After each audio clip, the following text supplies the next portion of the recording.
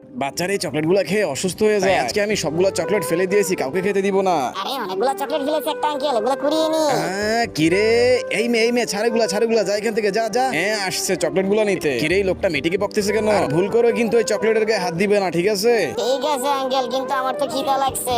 খিদা লাগছে তো আমি কি করবো, যাই এখান থেকে। যত সব কোথা থেকে আইসা পড়ে এইসব। এই লোকটার ব্যবহারটা আমার কাছে ভালো লাগলো না। খিদা তো লাগছে, যাই ওইখানে গিয়ে বসে থাকি। ওই আঙ্কেলটা বাজে ব্যবহার করলো। আরে বেটি তোমার তো ক্ষুধা লাগছে না, ধরো এটা খাও। ঠিক আছে আঙ্কেল খাইতেছি।